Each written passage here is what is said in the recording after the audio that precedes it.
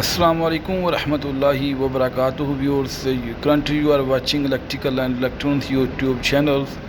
Basically आज मैं आपको दिखाने जा रहा हूँ कि जो ETU मोटर होती है, सर्वो मोटर, उसकी जो डिस्क की एंगल निकालते हैं, उसकी जो सेटिंग करते हैं वो किस तरह निकालते हैं। तो ये आप देख सकते हैं कि इसके अंदर जो मैंने की इस्तेमाल की है वो बेसिकली 1 की इस्तेमाल की गई है।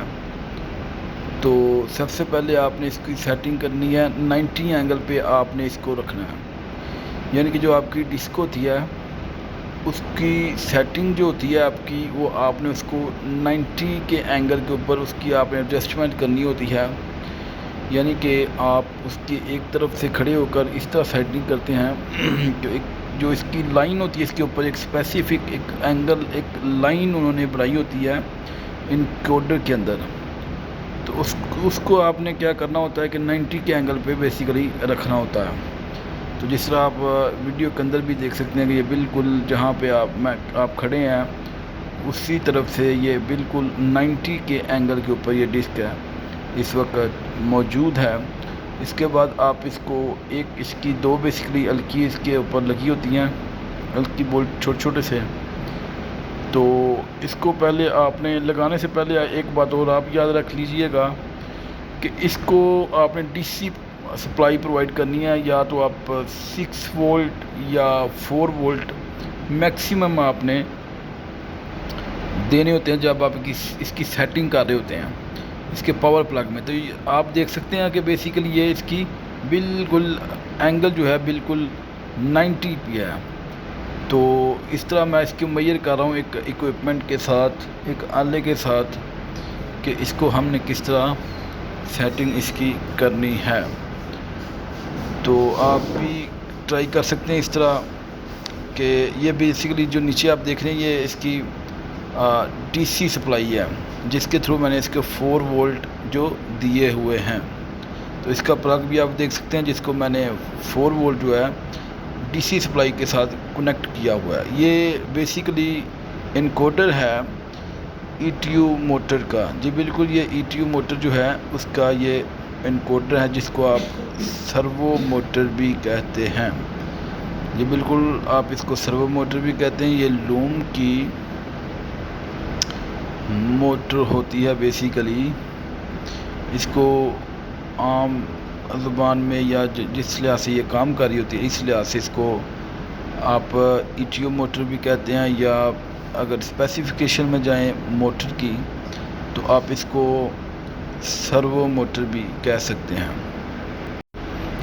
तो आप इसको टेकअप मोटर भी कहते हैं, यानी कि लूम के ऊपर जो लगी होती है वहाँ पे यूजुअली इसको टेकअप मोटर भी कहते हैं, और ETU मोटर का नाम भी इसको दिया गया है।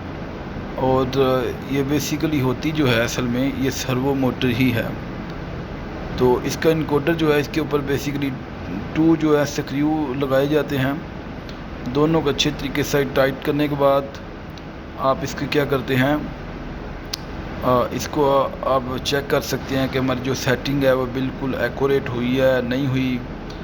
तो आपने इसको बड़ी केयरफुली के साथ इसको आपने इंस्टॉल करना होता है, पहले डिस्क को, उसके बाद जो आप इसका इनकोडर होता है उसको बड़ी केयरफुली के साथ। ये बेसिकली जो है एक सिस्टम है, इसके थ्रू मैंने इसको क्या किया हुआ है कि इसका एक मखसूस यानी कि एक गैप, यानी कि जो इनकोडर होता है उसका डिस्क के साथ जो है फासला इसके थ्रू हम निकाल सकते हैं इजीली। तो ये पेपर मैंने इस्तेमाल किया, इसको राउंड अबाउट 2 पेपर्स के थ्रू इसको आपने बड़ी केयरफुली के साथ इसका आपने फैसला निकालना है। यानी कि ये मैंने एस्टिमेटेड जो है जो 2 पेजेस जो हैं उनको यानी कि इनकोडर और डिस्क के सेंटर में रखने के बाद इनको मैंने क्या किया हुआ है कि एक फ्लैट पेचकस के साथ मैंने इसका थोड़ा सा ऊपर को पुश करके उसके बाद हल्की जो है इसकी टाइट करनी है। उसके बाद आपने पेपर को बाहर निकाल लेना है।